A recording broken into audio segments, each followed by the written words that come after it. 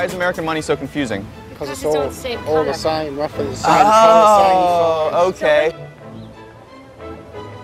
Jefferson Jackson. You got Jackson. Hamilton. Hamilton! Finally! Somebody got it. You're like the first person to get it. This guy. Hey, did you just say Hamilton? Yeah, well, that's...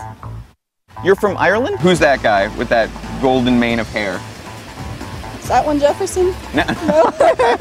You just really like Jefferson, don't you? So the foreigners got it. A lot of the Americans don't know, but the foreigners know. That's really, really promising. I don't know. Okay, that's Andrew Jackson. Oh. Of the Jackson 5, $50 bill. You don't see who's on that $50 bill right there.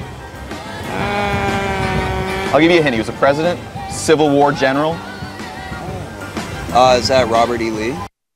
Well, a segment of a new video from the Media Research Center, our friends at MRC went around Washington asking folks if they could name the people on our currency. Yeah, most Americans interviewed got the questions wrong, as you just saw, especially when asked who was on the $10 bill. Only a select few and some foreigners, as you heard, that couple was from Ireland, actually got it right. Well, for more, let's bring in the guy asking the questions, Dan Joseph, the content specialist for the Media Research Center. These man-on-the-street interviews, Dan, we appreciate your time. I just have to ask you about this whole thing. Why were people mistaking Alexander Hamilton for Thomas Jefferson? Well, because first of all, they don't know their history.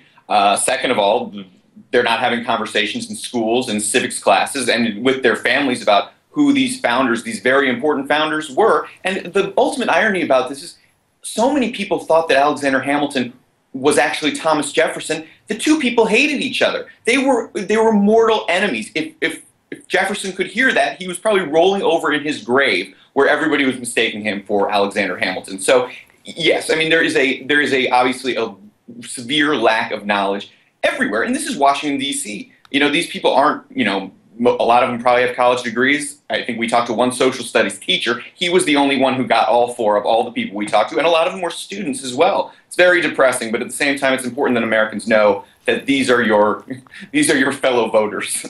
Well, and let's talk about that Ireland couple. When someone from Ireland gets it right, does that speak to a larger issue when it comes to the American education system here, Dan?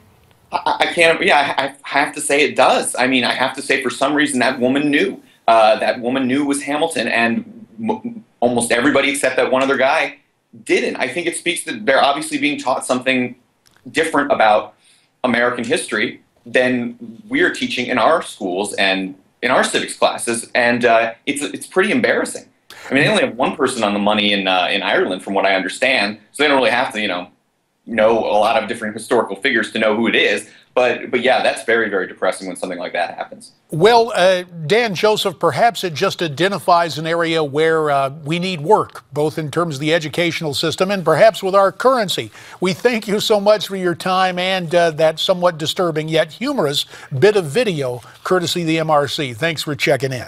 Thank you guys so much. You bet. Now, Miranda, I should point out, for full disclosure, 10 years ago when I was in the Congress, after the passing of Ronald Reagan, I tried to start a movement to replace Secretary Hamilton with Ronald Reagan. But some folks were a little upset about that, so Hamilton stays on the bill. Some people don't like change. That's right. Well, we changed scenery. I did, going on assignment. Yeah, tell me about that. You made a trip to Iowa. I used to live in Iowa. That's right, and I was all over the state. We flew into Cedar Rapids, ended up in Ames at Iowa State, where that big summit was going on with all the Republican candidates. It was great. Had a chance to sit down and speak at length with Bobby Jindal, but also with Governor Mike Huckabee. And next week, we will feature that interview with Arkansas Governor Mike Huckabee all week long right here on Newsmax Prime. Well, you got into the thick of it. I really see everybody. We did. Yeah. And what was nice, whether it was the airport in Cedar Rapids or there in Ames, Iowa,